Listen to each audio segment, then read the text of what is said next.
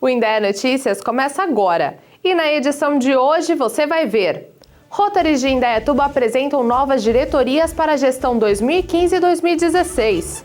A SEMB recebe 20 equipes para a 7ª edição do torneio Masaharu Kanezaki. Escola Estadual promove exposição sobre ciências exatas aplicadas à história da humanidade. Isso e muito mais você assiste agora no Indaiá Notícias.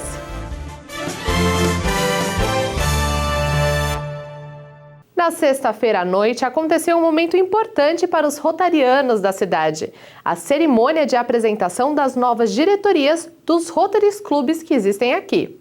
A festividade aconteceu na noite de sexta-feira, dia 19, no salão de um clube da cidade. Na ocasião, foram apresentados os membros das diretorias dos 3 clubes existentes na cidade para a gestão 2015 e 2016.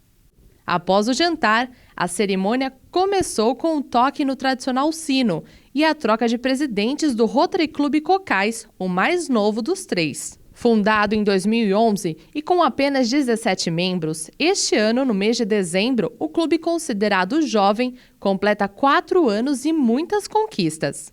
Trabalhamos já com a Volac, agora estamos com um trabalho com São Francisco, onde nós reformamos deles a lavanderia, passadoria, e agora nós começamos um trabalho maior com Sirva, com atendimento aos autistas. Do clube mais novo ao mais tradicional, o Rotary Clube Indaiatuba conta com cerca de 200 membros entre associados e colaboradores. Este ano completa 60 anos e tem sempre novos projetos para a cidade de Indaiatuba. Ele é um clube de serviço. Tá? Nós trabalhamos em prol da comunidade.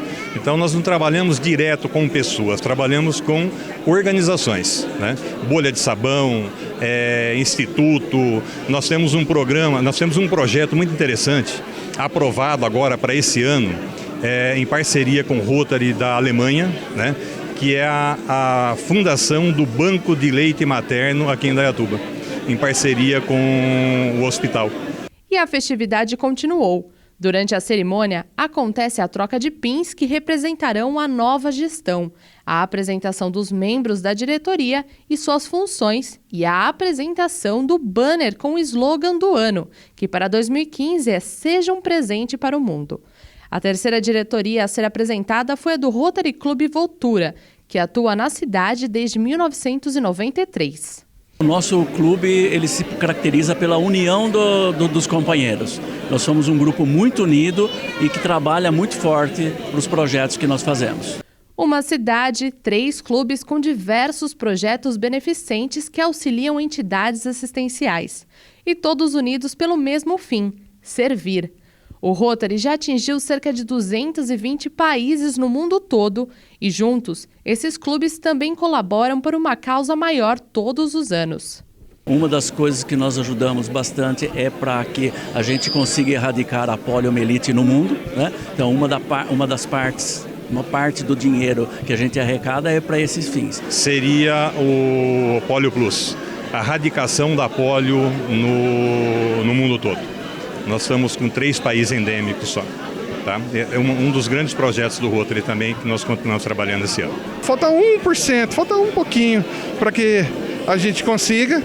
E ano a ano, cada presidente que entra tenta se esforçar ao máximo para arrecadar fundos, obter apoio de pessoas, para que a gente possa ajudar o Rotary Internacional, a instituição, a acabar com a polio. E a campanha de vacinação contra a gripe termina nesta semana. Como a meta de imunizar 80% do grupo de risco não foi atingida, a campanha foi prorrogada e segue até sexta-feira agora, dia 26 de junho. Segundo a última parcial divulgada pela Secretaria de Saúde, Indaiatuba imunizou apenas 74% do grupo de risco. E agora tem uma novidade: professores e funcionários de escolas, militares, funcionários dos Correios e trabalhadores do transporte público entram neste grupo, que já inclui idosos, profissionais de saúde, gestantes, mulheres que deram à luz nos últimos 45 dias e crianças menores de 6 meses a menores de 2 anos. Então, se você faz parte deste grupo, ainda dá tempo de se vacinar. Basta comparecer a uma unidade básica de saúde e levar a carteirinha de vacinação e um documento com foto. A campanha vai até sexta agora, dia 26 de junho. A semana recomeçou e, claro, com isso os radares voltam a funcionar nas ruas da nossa cidade. Vamos saber aonde.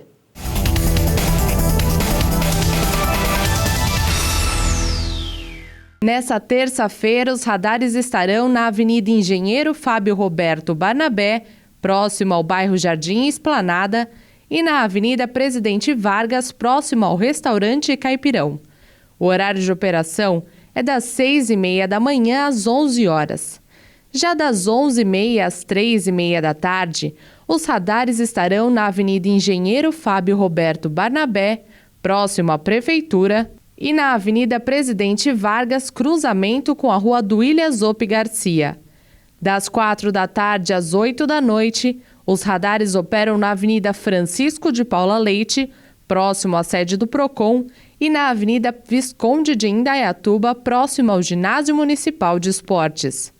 E é importante lembrar de não ultrapassar os limites de velocidade nestes e em outros locais, colaborando assim com a segurança no trânsito. E no próximo bloco você confere. A SEMB recebe 20 equipes para a 7ª edição do torneio Masaharu Kanezaki. Mais detalhes daqui a pouquinho. Não saia daí!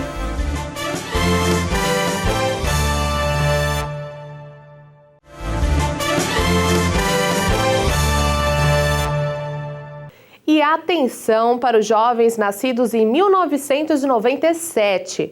O mês de junho está chegando ao fim e o período de alistamento na Junta Militar termina no dia 30. Após essa data, quem não cumprir com essa obrigação pagará multa e terá sua situação definida somente no ano seguinte, em 2016. Os documentos necessários para o alistamento são a certidão de nascimento ou RG original, uma foto 3x4 e o comprovante de endereço. Para quem é casado ou tem filhos, além desses documentos, é necessária a cópia da certidão de casamento ou nascimento dos filhos. A Junta Militar de Indaiatuba fica na Praça Rui Barbosa e o horário de atendimento de segunda a sexta-feira, das 8 da manhã até as 5 horas da tarde. Mais informações pelo telefone. Anota aí, 3816-6961. E vamos às notícias do esporte.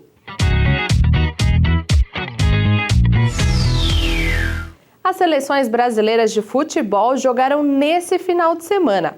Os jogos aconteceram no domingo. As meninas do Brasil enfrentaram a seleção da Austrália pelas oitavas de final do Mundial do Canadá. O time brasileiro já havia vencido os 2 jogos que disputou contra as australianas em Copas, mas neste domingo foi a vez delas. O jogo foi acirrado, mas terminou em 1-0 e o Brasil foi eliminado da competição. E mais no final da tarde de domingo, a seleção masculina entrou em campo pela Copa América para enfrentar a Venezuela depois de perder para a Colômbia. O jogo não empolgou a torcida, que viu qualidade baixa e muitos zagueiros em campo. O placar deu vitória brasileira por 2-1. E agora o Brasil enfrenta o Paraguai neste sábado pelas quartas de final da Copa.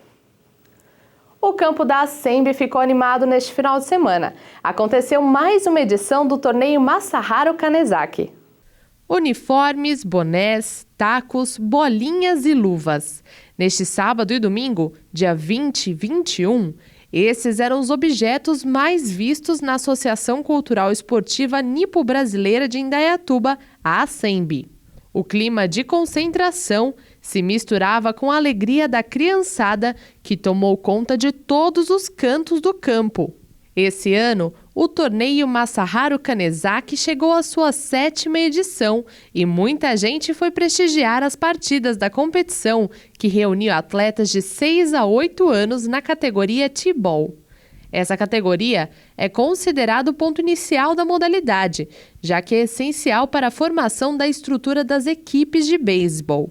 O torneio faz uma homenagem ao empresário Masaharu Kanezaki, falecido em 93, que foi diretor do Departamento de Beisebol e Softball da SEMB durante o biênio de 91 e 92. Este ano, participaram 20 equipes de diversas regiões brasileiras, incluindo 6 do projeto Base, Beisebol em apoio ao sistema de ensino, que é realizado nas escolas da Rede Municipal de Ensino. E agora chegou o momento da gente conferir como vai estar o clima neste começo de semana.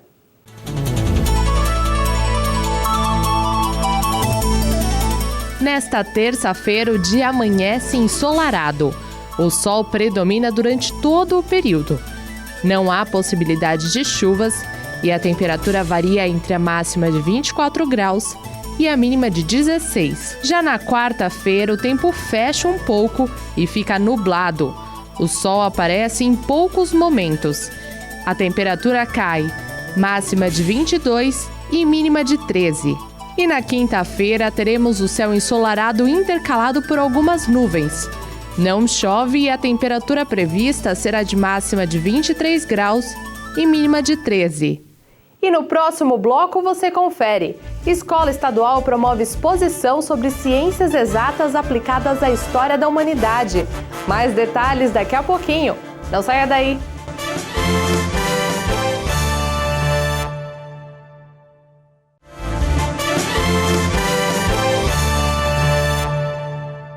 O que uma pirâmide tem em comum com um microscópio? Parece uma comparação confusa, mas se pensarmos que as duas só foram desenvolvidas com a ajuda da matemática e a física, tudo fica mais simples de entender.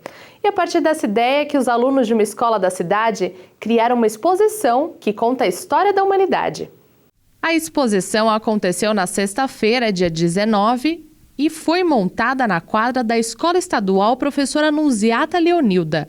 Quem visitou pôde prestigiar a história, desde os primórdios, passando pelos séculos até a Segunda Guerra Mundial, que aconteceu entre os anos de 1939 a 1945.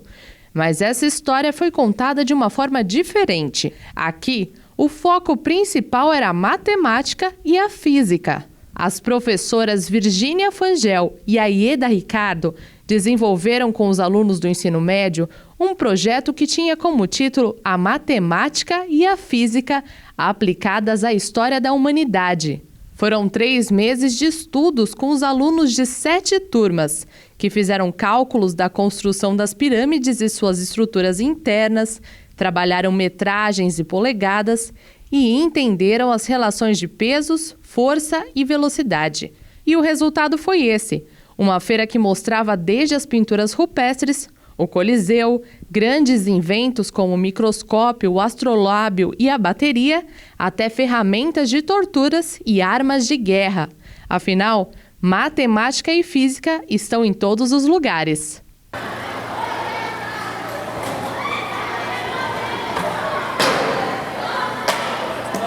E agora é a vez do professor Olavo Furtado marcar presença por aqui para falar de assuntos do mundo corporativo no nosso quadro de Carreira e Negócios.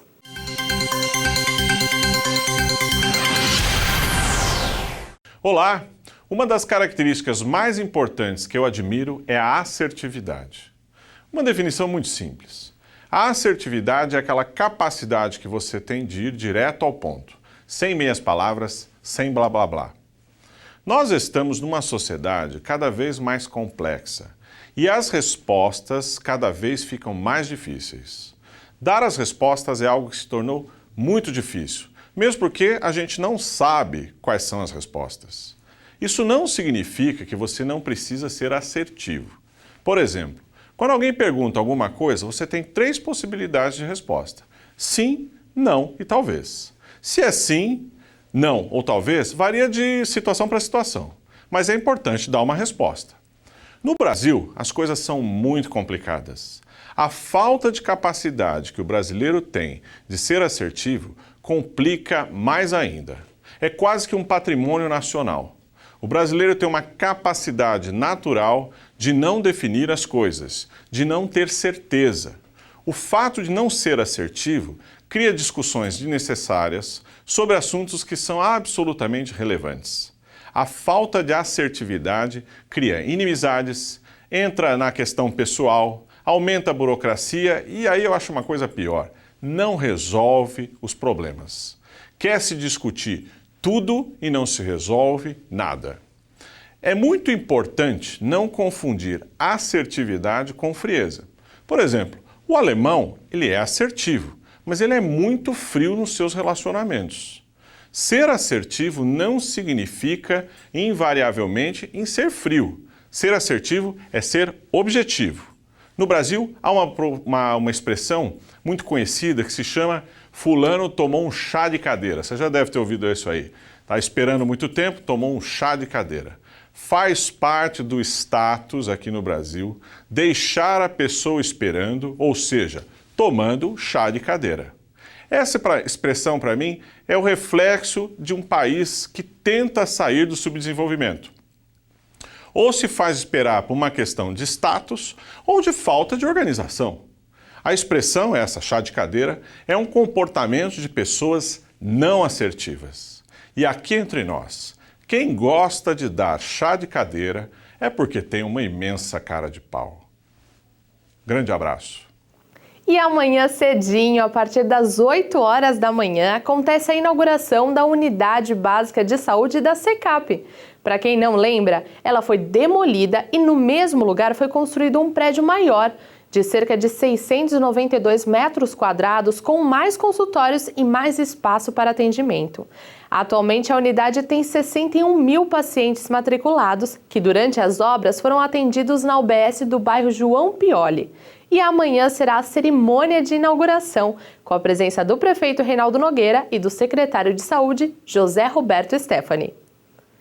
E o Indaiá Notícias fica por aqui. Um ótimo começo de semana e a gente se vê amanhã. Eu espero por você!